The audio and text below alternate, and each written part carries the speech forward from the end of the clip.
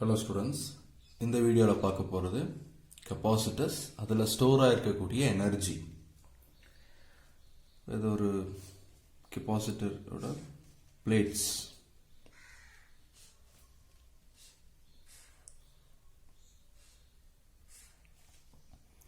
இந்த ரெண்டு பிளேட்ஸையும் நம்ம ஒரு பவர் சப்ளை கூட கனெக்ட் பண்ணுறோம். Of potential difference V. இது வந்து பாசிட்டிவ் டெர்மினல், நெகட்டிவ் டெர்மினல். இங்கே என்ன நடக்குதுன்னா, இந்த பாசிட்டிவ் டெர்மினல் ஆக்சுவலாக இந்த ரெண்டு பிளேட்ஸுமே metal plates. So free electrons இருக்கும். இங்கே இருக்கிற ஃப்ரீ எலக்ட்ரான்ஸ் இந்த பாசிட்டிவ் டெர்மினல் அட்ராக்ட் பண்ணுது.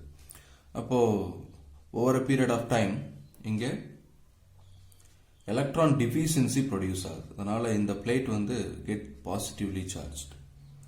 அட் த சேம் டைம் இந்த டெர்மினல் ஃப்ரீ எலக்ட்ரான்ஸை சப்ளை பண்ணுது. ஸோ இங்கே போய் எலக்ட்ரான்ஸ் எல்லாம் அக்வயர் ஆகுது. ஓகேங்களா?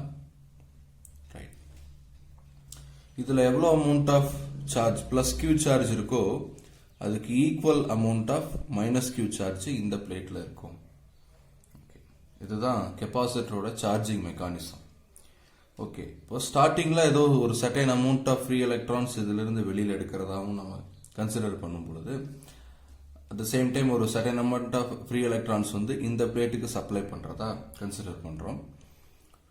ஃபர்ஸ்ட் செட் ஆஃப் எலக்ட்ரான்ஸை நம்ம இங்கே சப்ளை பண்ணுறதுக்கு இந்த பேட்டரிக்கு ரொம்ப ஒரு பெரிய ஒர்க்கு பண்ண வேண்டிய அவசியம் இல்லை.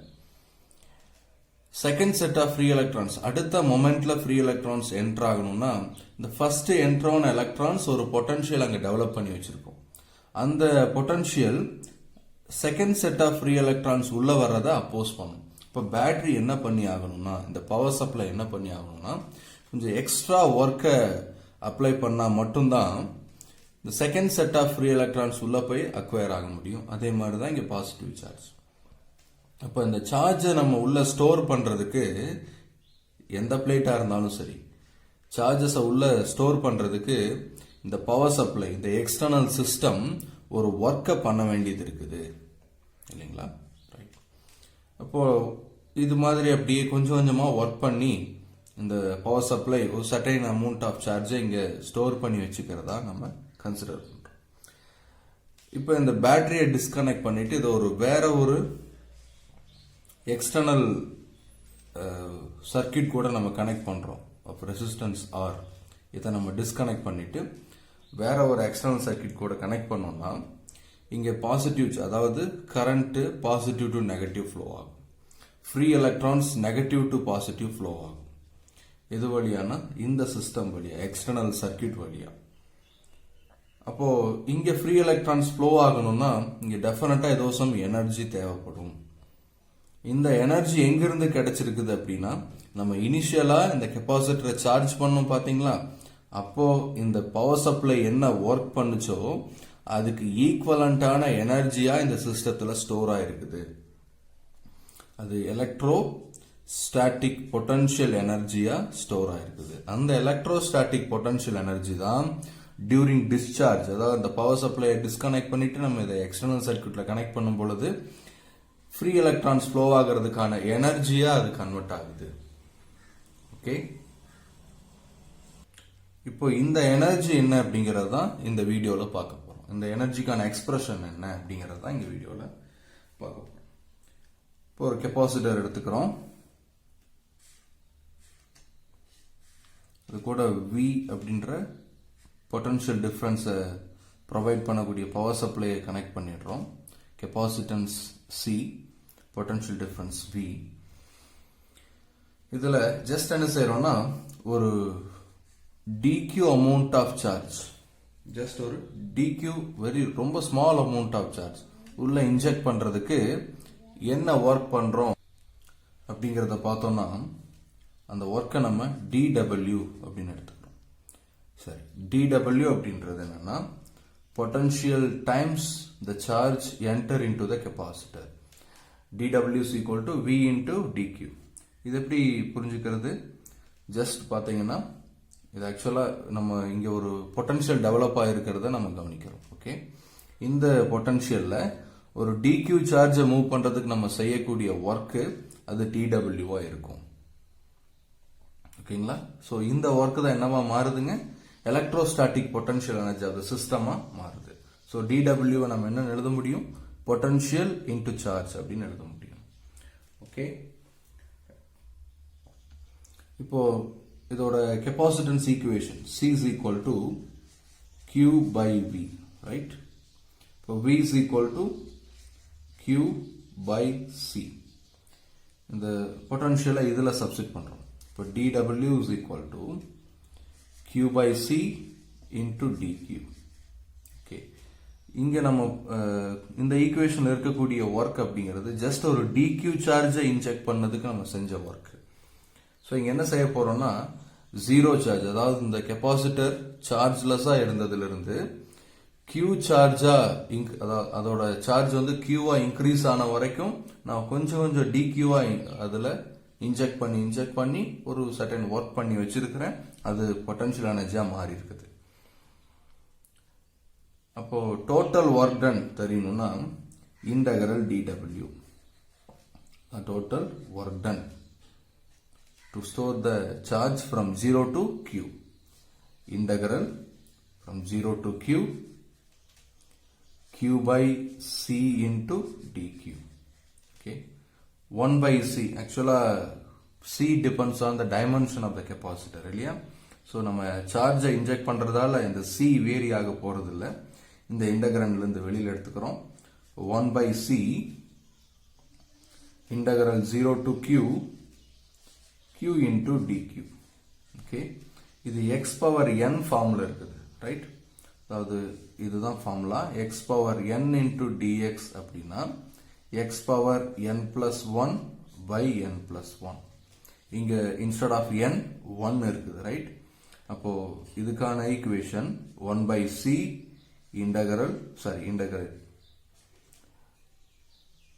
q பவர் 1 plus 1, அப்போ q square by 2 from 0 to Q. Upper லிமிட்டை சப்ஸ்டிட் பண்ணி லோயர் லிமிட்டை சப்ஸ்டிட் பண்றோம். அப்போ Q square by 2C minus 0ன்னு கிடைக்குது. இதுதான் நம்ம Q சார்ஜ் அதில் ஸ்டோர் பண்றதுக்கு செஞ்ச ஒர்க்கா இருக்கும். இந்த ஒர்க் தான் என்னவா மாறுதுன்னா எலக்ட்ரோஸ்டாட்டிக் பொட்டன்ஷியல் எனர்ஜி அப்சிலானா மாறுது. ஓகே, இந்த சிம்பிளுக்கு பேர் அப்சிலான். இதுதான் எலக்ட்ரோஸ்டாட்டிக் எனர்ஜி. ஸோ இதை அப்சிலான் இ அப்படின்னு மென்ஷன் பண்றோம். இதுல சார்ஜும் கெப்பாசிட்டன்ஸும் இருக்கக்கூடிய ஒரு ஈக்குவேஷன். வேற சில ஃபார்ம்ஸ் இருக்குது, அதை நம்ம இப்ப டெரைவ் பண்ண போறோம்.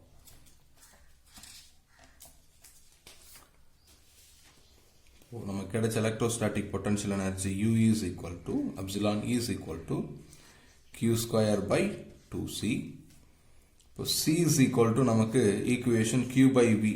இன்கேஸ் அங்க கெப்பாசிட்டன்ஸும் பொட்டன்ஷியலும் இருந்துச்சுன்னா எப்படி அதோட எலக்ட்ரோஸ்டாட்டிக் எனர்ஜியை கால்குலேட் பண்றது அப்படிங்கறத பார்க்கிறோம்.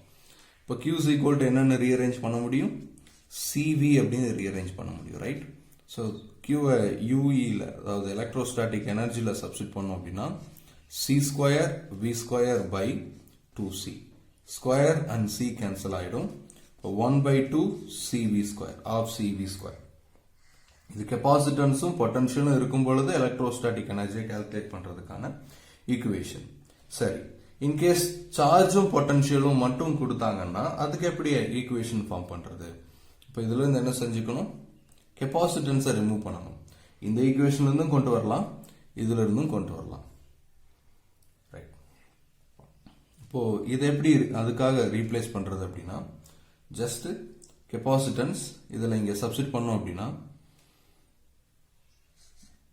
U equal to Q square by 2 instead of C என்ன பண்றோம், Q by V போடுறோம். இப்போ Q and square cancel ஆயிடும், V மேல போய் மல்டிப்ளை பண்ணுது. அப்போ epsilon is equal to half QV. So இது மாதிரி 3 different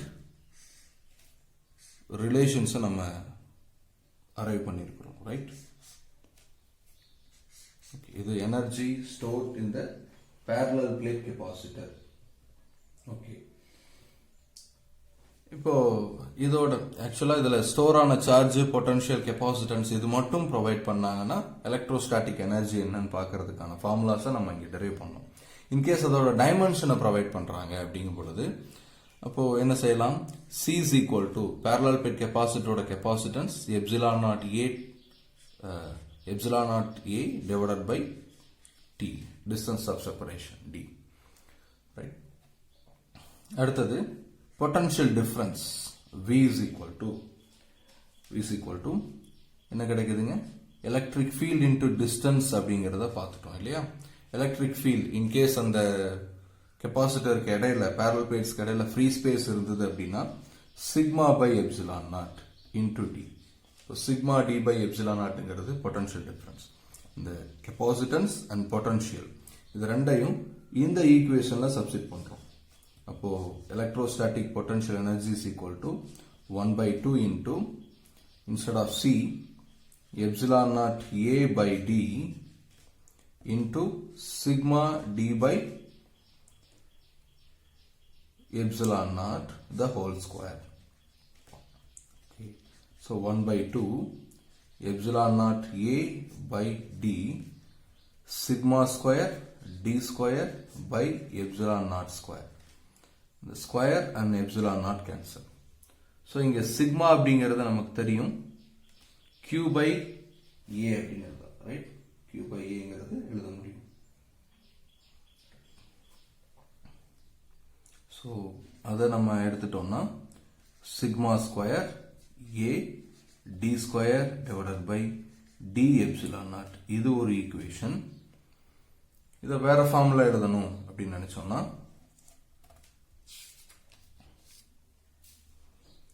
UE is equal to 1/2 epsilon naught A divided by D into instead of V E into D அப்படின்னு போடலாம், right? இப்போ ED the whole square 1/2 epsilon naught A by D into electric field square into D square. the square and D cancel ஆயிடுது. 1/2 epsilon naught A electric field square into D. இது electrostatic potential energy. இது ஒரு dimension கொடுத்திருந்தா இது இந்த ஃபார்முலாவை use பண்ண முடியும். ஓகே, நெக்ஸ்ட் இப்போ இந்த parallel plate capacitor, right?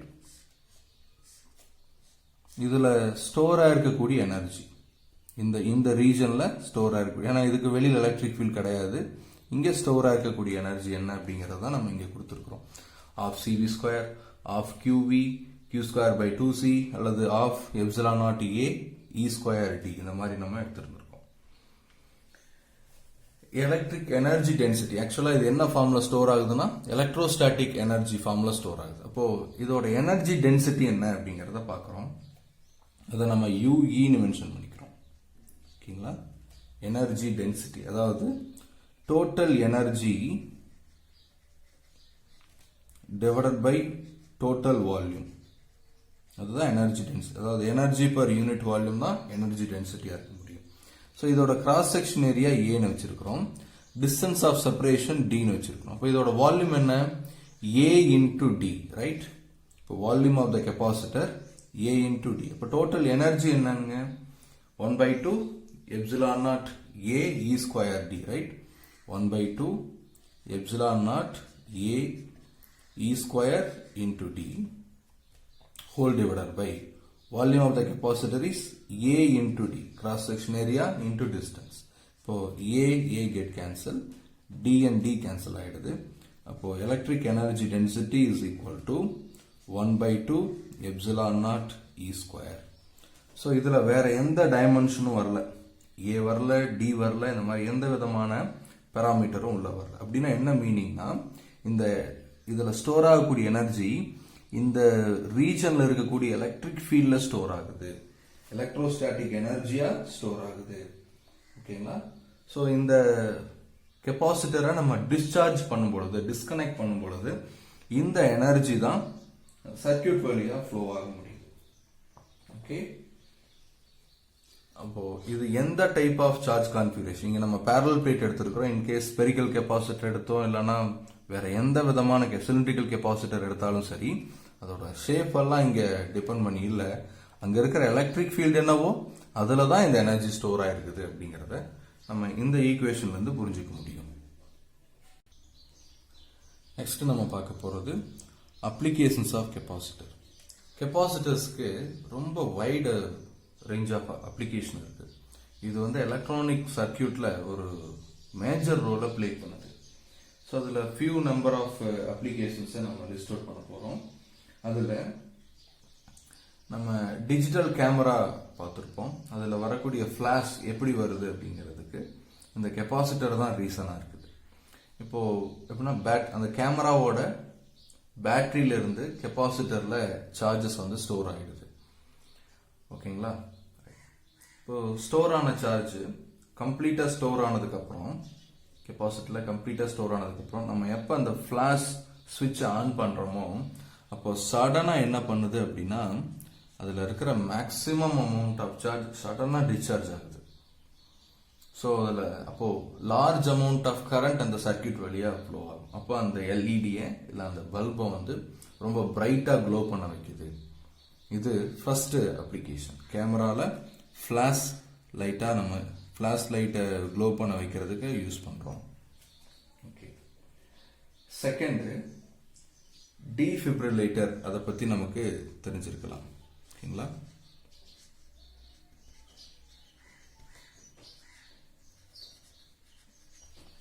defibrillator. So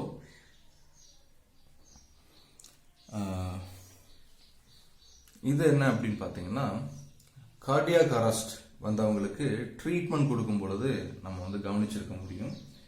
so அங்கே வந்து பார்த்தீங்கன்னா நியர்லி 175 மைக்ரோஃபாரட் கெப்பாசிட்டரை நியர்லி 2000 வோல்ட் பேட்டரியால் சார்ஜ் பண்ணியிருப்போம்.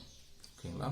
ஸோ ரொம்ப லார்ஜ் அமௌண்ட் ஆஃப் பொட்டன்ஷியல், ரொம்ப ரொம்ப ரொம்ப லார்ஜ் கெப்பாசிட்டன்ஸ் 175. ஏன்னா ஃபேரட் அப்படிங்கிறது ரொம்ப பெரிய கெப்பாசிட்டன்ஸ். 175 மைக்ரோஃபாரட் அப்படிங்கிறது பார்த்தா இஸ் இந்த ஆர்டர் ஆஃப் மில்லி ஃபேரட் அந்த ரேஞ்சுக்கு வருது. இது வந்து ரொம்ப லார்ஜ் கெப்பாசிட்டன்ஸ் இருக்கக்கூடிய ஒரு கெப்பாசிட்டர். ஸோ இந்த பொட்டன்ஷியல் டிஃபரன்ஸ் மூலமா நம்ம இந்த கெப்பாசிட்டரை சார்ஜ் பண்றோம். இப்போ ரொம்ப லார்ஜ் அமௌண்ட் ஆஃப் சார்ஜ் அதில் வந்து ஸ்டோர் ஆயிருக்கும். இப்படி ஸ்டோர் ஆயிருக்கக்கூடிய சார்ஜ் நம்ம சடனா டிஸ்சார்ஜ் பண்ணும் பொழுது ரொம்ப ஹெவி பல்ஸை ப்ரொடியூஸ் பண்ணும். இந்த பல்ஸ் வந்து பார்த்தீங்கன்னா செஸ்ட் ஏரியால நம்ம அதை கொடுக்கும் பொழுது என்ன பண்ணா ஹார்ட் மசில்ஸ்ல இருக்கக்கூடிய அந்த செல்ஸ் இதனால என்னவானா ரெஜெனரேட் ஆகுதுங்க. ஸோ ஒரு சடன் ஷாக் அங்க ப்ரொடியூஸ் ஆகும் பொழுது ஹார்ட் நின்று போன ஹார்ட் வந்து திரும்ப பம்ப் ஆக ஆரம்பிக்குது. ஸோ இந்த சிஸ்டத்துல கெப்பாசிட்டரை யூஸ் பண்றோம். டீஃபிப்ரிலேட்டர் அப்படிங்கிற சிஸ்டத்துல இந்த கெப்பாசிட்டரை யூஸ் பண்றோம். ஓகே. தேர்டு பாயிண்ட் என்ன அப்படின்னு பாத்தீங்கன்னா ஆட்டோமொபைல் என்ஜின்ஸ்ல இக்னிஷன் சிஸ்டம் இருக்கும். அதுல வந்து ஸ்பார்க்லிங்கை எலிமினேட் பண்றதுக்கு, ஸ்பார்க் அதிகமா வராம ரெடியூஸ் பண்றதுக்கு இந்த கெப்பாசிட்டரை யூஸ் பண்றோம். ஆட்டோமொபைல் என்ஜின்ஸ்ல இந்த கெப்பாசிட்டரை டெஃபினட்டா யூஸ் பண்றோம். ஓகேங்களா? அட் த சேம் டைம் இப்போ ஒரு ஃபார் எக்ஸாம்பிள் என்ன பெட்ரோல் என்ஜின் எடுத்துக்கிறோம். இந்த பெட்ரோல் என்ஜின்ல இது வந்து ஸ்டார்ட் ஆகணும் அப்படின்னா அதுக்கு இனிஷியல் ஸ்பார்க் வேணும். அந்த இனிஷியல் ஸ்பார்க்கு கூட இந்த கெப்பாசிட்டன்ஸால கொடுக்க முடியும். அப்படிதான் கொடுத்துட்டு இருக்கிறோம். ஒரு எப்படின்னா ஒரு பர்டிகுலர் மோட்டாரை வந்து நம்ம ஸ்டார்ட் பண்றதுக்கு இந்த மாதிரி ஸ்பார்க் நமக்கு தேவைப்படுது.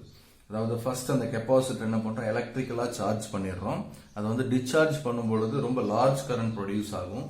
அதனால சடனா ஒரு சின்ன ஸ்பார்க் ப்ரொடியூஸ் ஆகும். அந்த ஸ்பார்க் என்ன பண்ணுதுன்னா அந்த சேம்பர்ல இருக்கக்கூடிய பெட்ரோல் வேப்பர் என்ன பண்ணுது, பர்ஸ்ட் பண்ணுது. ஸோ இதனால அது ஃபர்தரா அந்த என்ஜின் வந்து ரன் ஆக முடியும். ஸோ அதுக்காகவும் நம்ம கெப்பாசிட்டரை யூஸ் பண்றோம். அட் த சேம் டைம் ஒரு ஸ்விட்ச் சிஸ்டத்து கூட நம்ம ஒரு ஸ்விட்ச் சிஸ்டம் இந்த ஆட்டோமொபைல் என்ஜின் அப்படின்னு எடுத்துக்கிட்டோம்னா இதுக்கு பேரலா ஒரு பேரல் பிளேட் கெப்பாசிட்டரை கனெக்ட் பண்றோம், ஒரு ஷண்ட் கெப்பாசிட்டரை கனெக்ட் பண்றோம். ஆக்சுவலா கெப்பாசிட்டர் என்ன பண்ணும்னா ஏசியை ரொம்ப ஈஸியா அலோவ் பண்ணும். ஸோ இப்போ நம்ம இந்த சுவிட்சை ஆஃப் பண்ணும் பொழுது கண்டினியூஸா ஃப்ளோ ஆயிட்டு இருந்த கரண்ட் வந்து சுவிட்சை ஆஃப் பண்ணும் பொழுது என்னவாகுதுன்னா இந்த இன்கேஸ் கெப்பாசிட்டர் இல்லைன்னா இந்த சர்க்கியூட்ல கரண்ட் டிக்ரீஸ் ஆக ஆரம்பிக்குது. கரண்ட் டிக்ரீஸ் ஆகுதுன்னா magnetic field around the coil primary windings வந்து அதுவும் டிக்ரீஸ் ஆகும். மேக்னெட்டிக் ஃபீல்ட் டிக்ரீஸ் ஆகுதுன்னா இஎம்எஃப் அங்க டெவலப் ஆகும், எலக்ட்ரோமோட்டிவ் ஃபோர்ஸ் அங்க டெவலப் ஆகும், ரைட்? அதாவது எலக்ட்ரோமோட்டிவ் ஃபோர்ஸ் மீன்ஸ் ஏதோ சர்டைன் பொட்டன்ஷியல் டிஃபரன்ஸ் டெவலப் ஆகும். இது வந்து பாத்தீங்கன்னா இந்த டெர்மினல்ஸை அஃபெக்ட் பண்ணும், ஒரு சடன் ஸ்பார்க்கை ப்ரொடியூஸ் பண்ணும். அந்த மாதிரி கரண்ட்டை டிக்ரீஸ் ஆக விடக்கூடாது. இன்கேஸ் இந்த மாதிரி கரண்ட் டிக்ரீஸ் ஆகும் பொழுது சடனா டிக்ரீஸ் ஆக விடக்கூடாது அப்படிங்கிறதுக்காக இதுக்கு பேரலா நம்ம ஒரு கெப்பாசிட்டரை கனெக்ட் பண்ணிட்டோம் அப்படின்னா நம்ம ஸ்விட்சை வந்து ஓபன் பண்றதால ஆஃப் பண்றதால ப்ரொடியூஸ் ஆகக்கூடிய டிக்ரிமெண்ட் இன் கரண்ட் இந்த கெப்பாசிட்டரால பேலன்ஸ் பண்ணப்படுது. இந்த அளவுக்கு அதிகமா டிக்ரீஸ் ஆகாம ஏதோ ஒரு சர்டன் கரண்ட் ஓரளவு கொஞ்சமா ஃப்ளோ ஆகி ஒரு certain period of time current zero ஆயிடுது. ஸோ அப்போ ரொம்ப அதிகமான மேக்னெட்டிக் ஃபீல்டு வந்து ரெடியூஸ் ஆகாது, ரொம்ப அதிகமான இஎம்எஃப் வந்து அங்கே டெவலப் ஆகாது. ஸோ இந்த மேனர்ல கெப்பாசிட்டரை நம்ம என்ன பண்றோம், ஒரு என்ஜின் சிஸ்டத்தில் ஸ்பார்க்கை எலிமினேட் பண்றதுக்கு யூஸ் பண்றோம். இது வந்து தேர்டு பாயிண்ட். ஃபோர்த் பாயிண்ட் என்னன்னு பார்த்தீங்கன்னா பவர் ஃபிளக்சுவேஷன், அதை ரெடியூஸ் பண்றதுக்கு யூஸ் பண்றோம். ஓகேங்களா? பவர்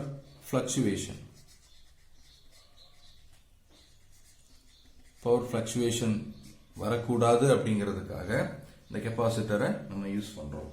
ஓகேங்களா? ஸோ இதுக்கு வந்து நிறைய அப்ளிகேஷன் இருந்தாலும் இதுல சில டிமெரிட்ஸும் இருக்குது.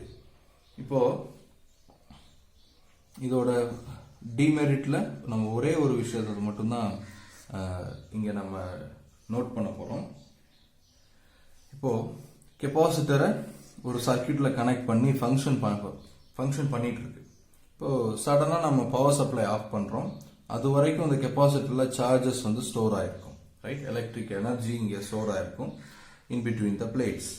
இப்போ சுவிட்ச் ஆஃப் பண்ண உடனே இந்த டோட்டலா டிஸ்கனெக்ட் பண்ணிட்டோம் அப்படின்னா, இந்த கெப்பாசிட்டர் டோட்டலா டிஸ்கனெக்ட் பண்ணிட்டோம் அப்படின்னா இதுல இருக்கக்கூடிய சார்ஜ் டிஸ்சார்ஜ் ஆகிறதுக்கு எந்த விதமான வேவும் கிடையாது.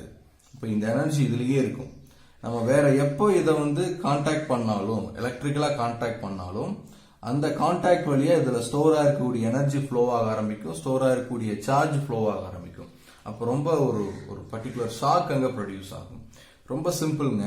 ஒரு 1.5 வோல்ட் பேட்டரியால ஒரு சர்டன் கெப்பாசிட்டரை நம்ம சார்ஜ் பண்ணோம் அப்படின்னா அது ரொம்ப லார்ஜ் கரண்ட்டை ப்ரொடியூஸ் பண்ணக்கூடிய கேப்பபிலிட்டி இந்த கெப்பாசிட்டருக்கு இருக்குது. என்ன காரணம்னா இனிஷியலா ஒரு கெப்பாசிட்டர், அது எந்த கெப்பாசிட்டரா இருந்தாலும் சரி, இனிஷியலா ரொம்ப டிராஸ்டிக்கா என்ன செய்யுது அப்படின்னு பார்த்தா சார்ஜஸை ரிலீஸ் பண்ணுது. ஸோ அதுக்கான கிராஃப் நம்ம போட்டோம்னா சார்ஜ் டிஸ்சார்ஜிங் ஒரு கெப்பாசிட்டர்ல இருந்து டைமை பொறுத்து சார்ஜ் எப்படி வந்து டிஸ்சார்ஜ் ஆகுது அப்படின்னு பார்த்தா அது எக்ஸ்போனன்ஷியலா டிக்ரீஸ் ஆகுது. ஆரம்பத்தில் ரொம்ப சடன் சேஞ்சுங்க, சடனா டிக்ரீஸ் ஆகுது அந்த கெப்பாசிட்டியில் இருக்கக்கூடிய சார்ஜ். அப்போ ஆரம்பத்தில் ரொம்ப சடனா ஃப்ளோ ஆகுது, அப்புறம் போக போக என்ன ஆகுது அப்படின்னா அங்கே ஃப்ளோ கம்மியாயிட்டு இருக்கு, ஃப்ளோ ஆகக்கூடிய ரேட் கம்மியாயிட்டு இருக்குது. ஸோ இந்த இனிஷியல் டைம்ல ரொம்ப சடன் சார்ஜ் வந்து ஃப்ளோ ஆகுறதால லார்ஜ் அமௌண்ட் ஆஃப் கரண்ட் அங்கே ப்ரொடியூஸ் ஆகும். ஸோ இது வந்து ஷாக்கை வந்து ப்ரொடியூஸ் பண்ணக்கூடிய கேப்பபிலிட்டி இந்த கெப்பாசிட்டருக்கு இருக்குது. ஸோ எந்த ஒரு டிவைஸையும், ஒரு கெப்பாசிட்டர் இருக்கக்கூடிய ஒரு எலக்ட்ரானிக் டிவைஸ் அப்படின்னா நம்ம சுவிட்ச் ஆஃப் பண்ண உடனே அதை வந்து டச் பண்ணக்கூடாது.